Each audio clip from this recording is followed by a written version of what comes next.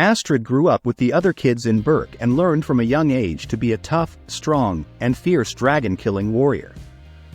She worked hard to restore her family's honor, gain recognition as a fighter, and earn the respect of the tribal elders. In a flashback in Rite of Passage, we see that when she was 5 years old, Astrid tried to take down the Flightmare, a dragon that was terrorizing the village all by herself during the night of Arvandil's fire. Her uncle fearless Finn Hofferson stopped her and told her she wasn't ready for such a battle yet. He then decided to face the dragon alone, leaving young Astrid watching worriedly from a distance. Astrid didn't see what happened to her uncle firsthand, but she heard from others that he froze in fear when faced with the Flightmare. She wanted to help but was stopped by Gabber, who told her that her small axe wouldn't be effective against such a dragon. Unable to accept the shame brought upon her family, Astrid decided to plan for revenge when the Flightmare returned in 10 years, as shown in the Dragon's Defenders of Berk TV series. While her uncle's death deeply affected her, her drive to become a Viking warrior mainly comes from being part of the respected Hofferson family of warriors.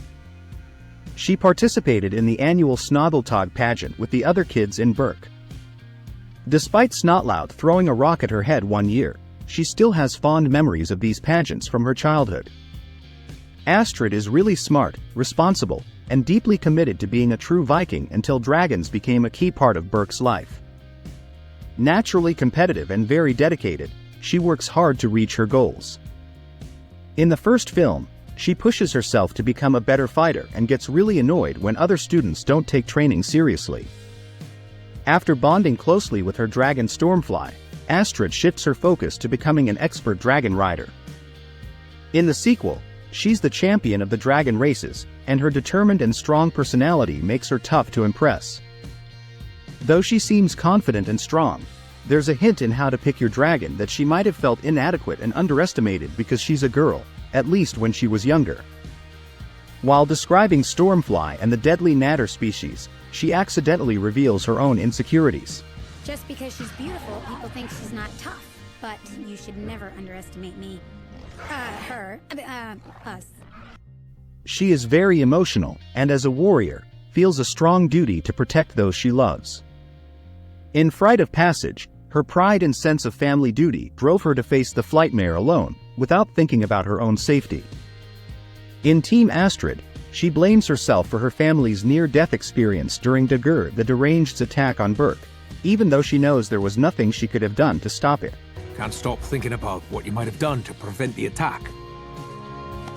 There's nothing you could have done. You know that. I know that up here, but in my gut... You still blame yourself. I know the feeling. Her guilt and responsibility toward her family push her to act immediately.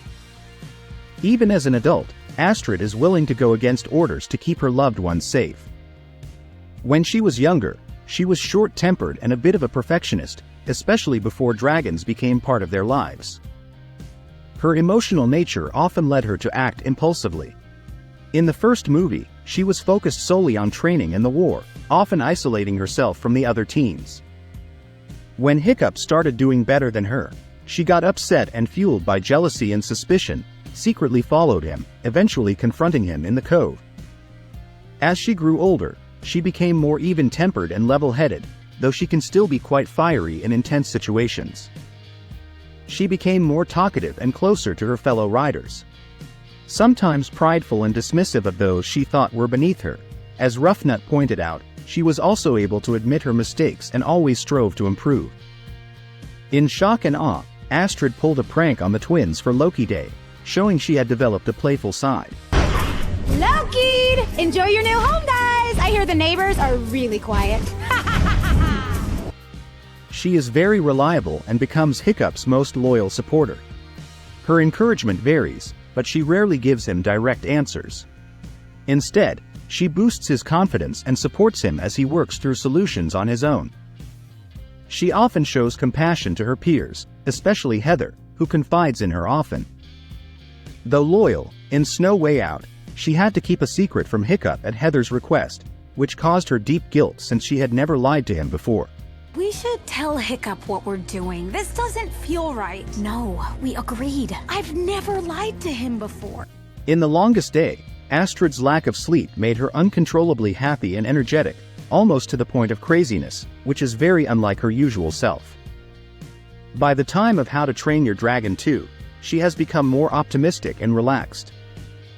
She can be a bit cheeky and overconfident, but she's also more emotionally secure. Her love for adventure and exploration is still strong, but she remains competitive and serious in tough situations. As an adult, she is more playful and enjoys joking around with Hiccup, Stormfly, and Toothless. In How to Train Your Dragon: The Hidden World, she is Hiccup's main confidant and emotional support. Valka even points out that she is the only one who can truly reach Hiccup. But you know what? I am the person I am today because of you. You are the bravest, most stubborn, most determined knucklehead I know. Toothless didn't give you that, Hiccup.